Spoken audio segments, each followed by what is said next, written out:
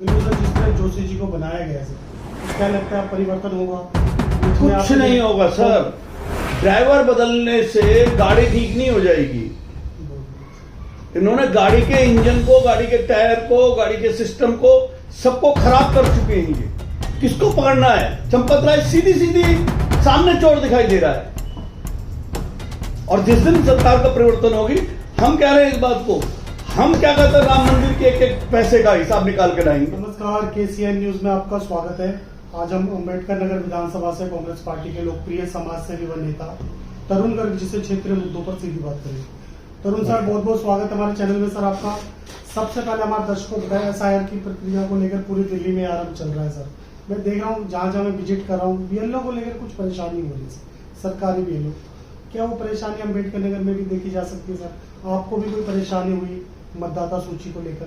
देखिए, उसमें ये आ रही है, सबसे बड़ी परेशानी आ रही है कि जो लोग शिफ्ट हो गए हैं या डेथ कर गए तो समझ में आती है बात को। जो शिफ्ट हो गए हैं, अगर उनकी आप नागरिकता काटोगे, वो एक मकान से हो सकता है दूसरे मकान में चले गए, दूसरे मोहल्ले में चले गए हो, तो उस लिहाज से विधानसभा वही रहेगी, लोकसभा वही है। मकान एक आदमी के एक मकान नहीं हो सकते, दो मकान हो सकते हैं। भाइयों में बंटवारा हो गया हो, एक घर में से तो एक बच्चा दूसरे वाले घर में चला गया हो और उस एड्रेस पे नहीं है, तो ये कोई मतलब कोई गया वोट काटने का। ये मेरे पास एक लिस्ट आएगी, इसके अंदर क्या कहते हैं, जिन लोगों ने मकान शिफ्ट हो गए हैं या जिनकी डेथ हो गई है, उनकी लिस्ट दे दी है। जब हमारे हाथ में ये लिस्ट आई है, मैं खुद BLO 2 हूं, जब इनके हाथ में लिस्ट आई है, इस लिस्ट के अंदर नाम तो दे दिया है उस आदमी का, उस आदमी का एड्रेस ही नहीं है, ना उसका कोई टेलीफोन नंबर है, ना उसकी कोई फोटो है। अब मेरे हाथ में एक लिस्ट दे दी गई है कि ये है जी 104 नंबर की, कि जी आप इसमें से छांट लीजिए हमने किसके नाम दिए हैं, किसके नाम काटे हैं।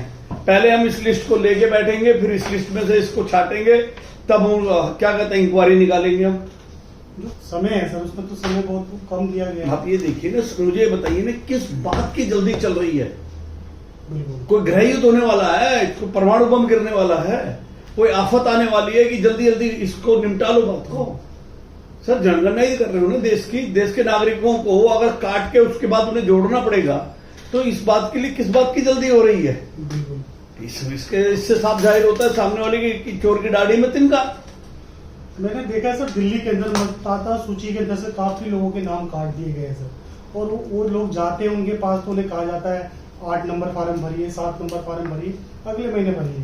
तो क्या लगता है सर, इसमें कोई राजनीति? सर, ये तो मैं आपको क्लियर कर देता हूँ। अगले साल क्या कहते हैं, दिल्ली में इलेक्शन आएगा MCD का, इधर यूपी में इलेक्शन है, तो इधर पंजाब में इलेक्शन है। और पंजाब में इलेक्शन के पीछे का एक बहुत बड़ा रीजन है जो उन्होंने पासपोर्ट को नागरिकता के नाम मानने से मना किया है, क्योंकि आधे से ज्यादा पंजाब तो सारा का सारा कनाडा और अमेरिका में बैठा है। ये उन लोगों को क्या कहते हैं, नागरिक ही नहीं मान रहे। पूरे वर्ल्ड के जितने भी देश हैं, हमारे पासपोर्ट की आज की डेट में जो रैंकिंग है वो 125 पे पहुंच गई है। मनमोहन सिंह के टाइम में वो 75-76 पे थी, और अभी तक पीछे तक वो 85-86-87 पे पहुंच गई थी। मगर आज की डेट में वो 125 पे इसलिए है कि हमारे अपने देश की ही सरकार उसको क्या कहते हैं, नागरिक नहीं मान रही, पासपोर्ट को नागरिकता का प्रमाण नहीं मान रही। लेकिन सर, जो भारतीय जनता पार्टी के कार्यकर्ता है, वो तो ये कह रहे हैं भारत के प्रधानमंत्री नरेंद्र मोदी जी के द्वारा देश का नाम बढ़ता चला जा रहा है। कहाँ बढ़ता चला रहा है? कौन सी फील्ड में बढ़ता जा रहा है सर? हैंगर इंडेक्स आप देख लीजिए, एजुकेशन में हम देख लीजिए, पूरे वर्ल्ड की यूनिवर्सिटियों में 100 यूनिवर्सिटी छोड़िए, 300 यूनिवर्सिटी में हमारा नाम नहीं आता, हमारे देश की यूनिवर्सिटी का। मुझे तो बताइए, बिलो पॉवर्टी लाइन में होता जा रहा है। आप 80-85 करोड़ लोगों को 5 किलो अनाज दे रहे हो, तो क्या ये वर्ल्ड को दिखाई नहीं दे रहा क्या? हमारी जो इकोनॉमी है वो के शेप में इकोनॉमी हो गई है। अमीर और अमीर होता जा रहा है, गरीब और गरीब होता जा रहा है, मिडिल क्लास तो खत्म होता जा रहा है धीरे धीरे। सर, आप व्यापार से जुड़े हो, मैं व्यापार की बात कर लेता हूँ। व्यापार में भी कुछ कमी नजर आ रही है? व्यापार में तो कमी अपने आप ही आ जाएगी सर। व्यापारी तो क्या पूछिए ना व्यापारियों से जाके, चांदनी चौक जैसे और अजमेरी गेट, चावड़ी बाजार, GB रोड जैसी इतनी हैवी मार्केटों के अंदर, सदर बाजार में जाके घुट्टों घुट्टों क्या कमर कमर पानी भरा पड़ा है, तो वहां व्यापार होएगा क्या? व्यापारी तो GST के चक्कर में घुसा रहता है। क्योंकि इन लोगों ने तो व्यापार कभी किया नहीं, इन्हें व्यापार की समझ नहीं है। जीएसटी जो सिंपली होना चाहिए था वो और हार्ड करते जा रहे हैं। बिल्कुल सर, मैं जानने की कोशिश कर लेता हूँ। 15 अगस्त 15 दिन भी नहीं बचे सर। पहले मैं देखता था 1-2 महीने पहले पतंगे की आसमान में नजर आते थे, अब तो एक का दुक्का भी नजर नहीं आ रहा सर। सर क्या करें, लोगों की आर्थिक स्थिति बिगाड़ते जा रहे हैं, लोगों का क्या कहते हैं भाईचारा बिगाड़ते जा रहे हैं। पतंगे क्या मुस्लिम समाज के लोग ज्यादा बनाते थे, हिंदू समाज उसको मकर संक्रांति पर खूब उड़ाता था पतंगे। गुजरात में पतंगे खूब उड़ती थी मकर संक्रांति पर। अब आप हनुमान जी बना बना करके पतंगे उड़ाएंगे प्रदेश के प्रधानमंत्री, कल को कोई भी किसी भी क्या कहते हैं धर्म के देवी देवता की वो क्या कहते हैं पतंग बना के उड़ाने लग जाए और फिर क्या आघात हो गई है उसकी क्या कहते हैं भावनाएं, फिर कैसा लगेगा। हनुमान जी को क्या कहते हैं अपने आगे ट्रक के आगे नचवाएंगे, वो भी बीजेपी का झंडा लेकर के। वो भगवे क्या कहते हैं झंडा होता तो भी समझ में आता कि चलो क्या हनुमान जी क्या कहते हैं धर्म का ध्वज लेके खड़े हैं, ध्वज लेके चल रहे हैं, समझ में आती। वो बीजेपी का झंडा लेके, यानी कि हनुमान जी को भी उन्होंने अपने कार्यकर्ता बना डाला है क्या। अगर सर आप ये बताइए, आस्था और राजनीति को जो मिक्स कर रही है जो पार्टियां, बहुत खतरनाक है, बहुत खतरनाक है। आस्था घर की चीज है, व्यक्तिगत चीज है, राजनीति देश की चीज है, देश राजनीति से चलेगा और घर और समाज धर्म से चलेगा। और दोनों को मिक्स करेंगे तो ये समझ लीजिए ये मिश्रण बहुत ज्यादा, कहते हैं कि जैसे कहते हैं शहद और दही या दूध और शहद को आपस में घी, देसी घी और शहद दोनों एक साथ नहीं खाने चाहिए, जबकि दोनों चीजें फायदेमंद है, मगर अगर दोनों का मिश्रण कर दिया आपने घी का और शहद का तो जहर हो जाएगा। तो जहर घोलने का काम कर रही है समाज में, जहर तो घुल ही गया है। आज जितना क्या कहते हैं भय विचार हमारे समाज में फैल चुका है, जो क्या कहते हैं बलात्कारियों के स्वागत करते जा रहे हैं, मालाओं से स्वागत किया जा रहा है। जो आदमी उनका मालाओं से स्वागत कर रहा था, क्या कहते हैं बिल्किस बानो के क्या कहते हैं बलात्कारियों को कत्ल करने वालों को है, वो आदमी आज हमारा शिक्षा मंत्री बना बैठा। प्रधानमंत्री ही बना रहे हैं ना जी उनको, प्रधानमंत्री को कोई और नहीं मिला क्या शिक्षा मंत्री बनाने के लिए। उससे बेटर क्या कहते हैं कोई और नहीं है बीजेपी के अंदर। वो एक आदमी कितने कितने मंत्रालय लेके बैठा हुआ है। बिल्कुल सर, जिस तरह जोशी जी को बनाया गया सर, तो क्या लगता है परिवर्तन होगा बीच में? कुछ नहीं होगा सर, ड्राइवर बदलने से गाड़ी ठीक नहीं हो जाएगी। इन्होंने गाड़ी के इंजन को, गाड़ी के टायर को, गाड़ी के सिस्टम को सबको खराब कर चुके हैं ये। अब बलात्कारियों को जब क्या कहते हैं सजा ज्यादा से ज्यादा कर दी, मौत की सजा दे दी, क्या बलात्कार का खत्म हुए? सिस्टम बनाना पड़ेगा। 1 करोड़ की पेनल्टी को 10 करोड़ की पेनल्टी कर लिया, उससे क्या हो जाएगा? 1 साल की सजा को 10 साल की कर लो, उम्र कैद कर दो, फांसी दे दो। सिस्टम आप तो ये आपने एस्टेब्लिश कर दिया है कि हम पेपर लीक को रोक नहीं सकते। ये इस बात का प्रमाण है कि ये पेपर लीक को रोक नहीं सकते, जब इन्होंने क्या कहते हैं 1 करोड़ की पेनल्टी को 10 करोड़ रुपए किया। वही सर, कांग्रेस जनता पार्टी के कार्यकर्ताओं को मारा जाता है, पीटा जाता है, लाठीचार्ज होते हैं, क्या लगता है सर? सर एक बात देखिए ना, कांग्रेस जनता पार्टी वो कोई पार्टी नहीं थी, वो एक आंदोलन था, वो कोई पार्टी नहीं है। वो इस देश की यंगस्टर जो जी जनरेशन है उसका आक्रोश था। जो बच्चे नीट के पेपर में 20-20 21 बच्चे आत्महत्या कर गए, उनके माँ बापों से पूछिए, उनके दिल से पूछिए उन्होंने कैसे की होगी वो आत्महत्या। इन सब आत्महत्याओं का पाप हमारे प्रधानमंत्री और गृह मंत्री के ऊपर जाता है। और उन बच्चों के ऊपर लाठीचार्ज करवाना, पैलेट गन के क्या कहते हैं छर्रे लगवाना, आंसू गैस के गोले छोड़ना, ये सब किसके आदेश पर हुआ? अभी संसद में जितेंद्र सिंह जी कह रहे थे कि क्या कहते हैं गृह मंत्री के आदेश पर नहीं होता, वो कोई मंत्री आदेश नहीं देता है, मौके पर एसडीएम होता है, डीएम होता है या क्या मजिस्ट्रेट होता है, वो स्थिति को देखकर उसके आदेश देते हैं। गोली चलाने का, लठ चलाने का, पैलेट गन चलाने के आदेश तो वो देता है। तो फिर क्या कहते हैं जब अयोध्या में क्या कहते हैं कार सेवक क्या कहते हैं हुड़दंग मचा रहे थे, तो क्या मुलायम सिंह ने आदेश दिया था? मुलायम सिंह ने आदेश नहीं दिया था। सुप्रीम कोर्ट का ऑर्डर था कि ढांचे को कोई क्षति नहीं पहुंचनी चाहिए। तो उस टाइम जो वहां पर क्या कहते हैं मौजूद था, एसडीएम था, डीएम था या मजिस्ट्रेट रहा होगा, तो ऑर्डर तो उसने दिया होगा ना गोली चलाने का, तो मुलायम सिंह ने तो दिया नहीं वो ऑर्डर। तो फिर ये क्यों कह रहे हैं कि मुलायम सिंह जी क्या कहते हैं कार सेवकों पर गोलियां चलवा दी। इसी तरह कृपाली जी महाराज क्या कहते हैं, जब संसद में गाय लेकर पहुंच गए थे, संसद का घेराव गौशाला और साधु संतों ने घेर लिया था, तो उस टाइम जब गोलियां चली तो क्या वो इंदिरा गांधी जी ने गोलियां चलवाई थी? वो इंदिरा गांधी जी ने गोलियां नहीं चलवाई थी। वो उस टाइम भी मौजूद एसडीएम या डीएम या मजिस्ट्रेट रहा होगा मौके पर, जिसने हालात को देखते हुए क्या कहते हैं गोली और लाठीचार्ज का ऑर्डर दिया था। जब आज वो ऑर्डर गृह मंत्री नहीं दे रहा है तो उस टाइम वो ऑर्डर कैसे दे रहे थे? तो इसका मतलब ये कर रहे हैं तो रासलीला, हम करें तो क्या कहते हैं करेक्टर ढीला हो गया। लगातार इन मुहिम को लगातार राहुल जी आवाज उठाते हुए रहे, चाहे संसद हो या जनपद हो या कहीं भी हो सर, इसको लेकर भी क्या कहेंगे सर आप? सर हद हो गई है, कांग्रेस तो पग पग पर अपना पक्ष रख ही रही है, बाकी तो जो मीडिया है वो दिखाई नहीं रही है। कोई उसे गोदी मीडिया बोल रहा है, कोई उसे डोगी मीडिया बोल रहा है। क्यों हो गई है? आज जितने भी टीवी के एंकर हैं, आ जाओ ना माइक लेके, पब्लिक में बीच में जाओ ओपिनियन लेने के लिए। तो ये सबको अपनी औकात समझ में आ जाएगी, तुम्हारी पब्लिक में छवि क्या है। इनके मालिक आ जाएं, क्यों नहीं आ जाते? इन्हें मालूम है कि पब्लिक तुम्हारे को दौड़ा के मारेगी, क्योंकि तुम पब्लिक के दुश्मन हो गए हो। तो अगर सर आप ये बताइए, जिस तरह से राजनीति हो रही है हिंदुस्तान में, तो राजनीति का स्तर क्या दिनों दिन गिरता चला जा रहा है? और वहीं दूसरी ओर आपसे ये भी जानने की कोशिश कर लेंगे सर, अयोध्या राम मंदिर में चंपत जी का नाम आता है, अनिल मिश्रा जी का नाम आता है, कहीं ना कहीं आरएसएस से जुड़े हुए लोग हैं सर, तो क्या लगता है ऐसे लोगों का नाम जो आ रहा है वो कहीं ना कहीं सही लगता है आपको?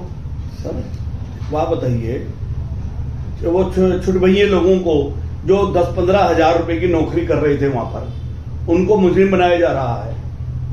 किसी ने कही है चोर को नहीं, चोर की मां को मारो। जो मिश्रा जी थे, जो प्रेसिडेंट है, जिन्होंने कार सेवकों पर गोलियां चलाई, आज वो अध्यक्ष बने बैठे हैं राम मंदिर के। किसने चुना उनको? चंपत राय को किसने चुना उस कमेटी के अंदर? जो बोरियों से जो राम के घर में चोरी कर जाएं, वो कब इस देश के लोगों के घरों में चोरी कर जाएंगे पता भी नहीं चलेगा। अरे किसको पकड़ना है? चंपत राय सीधी सीधी सामने चोर दिखाई दे रहा है। और जिस दिन सरकार का परिवर्तन होगी, हम कह रहे हैं इस बात को, हम क्या कहते हैं राम मंदिर के एक एक पैसे का हिसाब निकाल के लाएंगे। अगर राम भक्तों को वो राम का खून नहीं खोलेगा जो राम की चोरी पर आज चुप बैठा हुआ है, अगर वो चुप बैठा हुआ है, किसी डर से बैठा हुआ है, तो वो अपना क्या कहते हैं जिस दिन वोट डालने जाए वो गुस्सा वहां निकाले। और हम कर रहे हैं, कांग्रेस कर रही है इस बात का वादा करती है कि अगर हमारी सत्ता आई तो हम राम के पैसे का एक एक पैसे का, जितने भी मंदिरों में चोरी हुई है, एक एक पैसे का हिसाब लेके आएंगे आप लोगों के सामने, और उनके जितने भी मुजरिम हैं उन सबको सजाएं दिलवाएंगे जब कांग्रेस की सरकार बनेगी तब। मैं सर अंतिम क्वेश्चन कर लूंगा सर, जिस तरह से आप कह रहे हैं सरकार बनेगी तब राम में जितनी मंदिरों में जितनी भी चोरियां हुई न्याय मिलेगा सर, तो अभी जो उच्च न्यायालय उस पर आप लोगों को भरोसा नहीं है सर? क्या उच्च न्यायालय ने इसमें क्या किया है?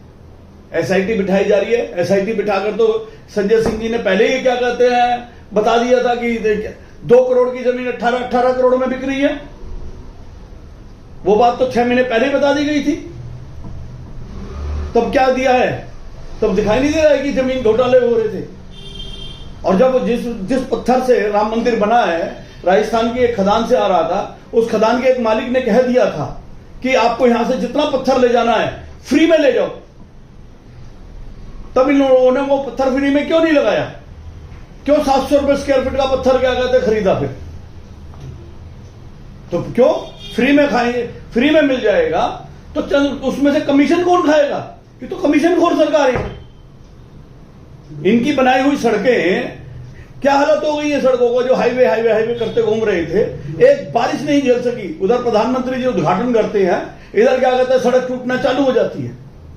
बताइए कौन सी सड़क और कौन सा हाईवे नहीं टूटा? दिल्ली देहरादून एक्सप्रेस, देहरादून ये बॉम्बे वाला ले लीजिए, क्या कहते हैं अटल सेतु ले लीजिए, इधर क्या कहते हैं बॉम्बे एक्सप्रेस वाला ले लीजिए। तो धीरे धीरे सरकार की पोल पट्टी खुल रही है सर। हर हद हो गई है। जो चीज पहले क्या कहते हैं 12-13 करोड़ में पर किलोमीटर बन जाती थी और 18 करोड़ में पर किलोमीटर बनने लगी, वो 250 करोड़ रुपए में पर किलोमीटर बनने लगी। अरे कितनी बेईमानी करोगे? आंखों में धूल झोंकना और धूल में आंखें झोंक देना। दाल में काला नहीं है, पूरी दाल ही काली है। हमारे दर्शकों को साझा करेंगे सर। मैं देख रहा हूँ जनपद में फिर से आंदोलनकारी फिर से बैठ देखिए गया चलिए। सर। अमित शाह का इस्तीफा मांगने में लगे हुए हैं सर। आप ये बताइए मुझे, इस सरकार में कौन सा मंत्री है जो अपने काम को ठीक कर पा रहा है? अगर वित्त मंत्री से सवाल करने लग जाए तो कहते रुपया नहीं गिर रहा है, डॉलर मजबूत हो गया है। जिस वित्त मंत्री को अपने वित्त के बारे में नहीं पता, खुद सुब्रमण्यम स्वामी कह चुके हैं कि वो जीरो है। तो जब उन्हीं की पार्टी का एक वरिष्ठ नेता सुब्रमण्यम स्वामी जो कह रहा है उसी को मान लो। वो तो गलत नहीं कह रहा, या तो उसे आके स्पष्टीकरण दें कि सुब्रमण्यम स्वामी गलत कह रहे हैं। वो जितनी भी बात बोलते हैं गलत बोलते हैं। वो कभी अटल बिहारी वाजपेयी के लिए गलत बोल रहे हैं, कभी हमारे प्रधानमंत्री के लिए गलत बोल रहे हैं। अगर वो गलत बोल रहे हैं तो उन्हें पार्टी से बाहर निकालें। क्यों पार्टी में बिठा रखा है? इसका मतलब कहीं ना कहीं पानी मर रहा है ना। अब मुझे बताइए, हरदीप पुरी जी है, हरदीप पुरी जी को ये नहीं पता चल रहा इथेनॉल क्या हो रहा है? अब टेक्निकली ले लीजिए, मैं आपको बताऊं, लोगों का गणित कैसे नहीं लगा रहे। जब 102 रुपए मान के चलिए 100 रुपए लीटर है, 100 रुपए लीटर का मतलब हो गया पर 100 ग्राम 10 रुपए का। 20% उसमें इथेनॉल है, यानी कि 200 ग्राम इथेनॉल है। तो 200 ग्राम इथेनॉल कितने का हो गया? 20 रुपए का हो गया। गवर्नमेंट जब पेट्रोल 40 रुपए पड़ रहा है हमारे को, बाहर से लेके आ रहे हैं, और 65 रुपए में इथेनॉल खरीद रहे हैं। क्यों खरीद रहे हो भाई इथेनॉल? चावल किसानों से महंगा खरीद रहे हैं, उस चावल को सस्ता क्या कहते हैं इथेनॉल बनाने वालों को दे रहे हैं, फिर इथेनॉल महंगा ले रहे हैं। ये कौन सी रणनीति है? कौन सा गणित है?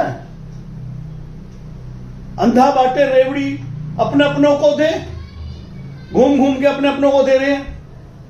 वो नितिन गडकरी है, उसका बेटा, वो कह रहा है कि मेरे बेटे का तो 0.78% ही इथेनॉल है। वो 0.8% इथेनॉल आज से पहले जाके देख लीजिए, 17 करोड़ की कंपनी आज 500-600 करोड़ की कंपनी हो गई। हर कंपनी क्या कहते हैं इथेनॉल बनाने में लगी हुई है। अगर इथेनॉल ये है तो फिर इन गाड़ियों का क्यों सत्यानाश कर रहे हो? और फिर नितिन गडकरी है वो परिवहन मंत्री, बन रहा है अपने आप को क्या कहते हैं पेट्रोलियम मंत्री। पेट्रोल मंत्री से कोई सवाल करो तो दूसरे मंत्रालय का जवाब देता है, दूसरे मंत्रालय से सवाल करो वो पेट्रोल मंत्रालय का सवाल देते हैं। और फिर इनके पास सबसे बड़ा हथियार है, हर आदमी के ऊपर मानहानि का दावा ठोक देंगे जी, मानहानि का दावा ठोक देंगे। यानी कि हर आदमी के ऊपर, इनके ऊपर अगर मानहानि के दावे ठोकने लग जाए तो संसद के अंदर राजनाथ सिंह जी बोल गए कि क्या कहते हैं ऑपरेशन सिंदूर में एक भी सैनिक नहीं मरा, तो ये तो स्पष्ट संसद के पटल पर झूठ बोल गए। और उसके बाद बोल रहे हैं कि हमारे यहां 6 सैनिक मरे।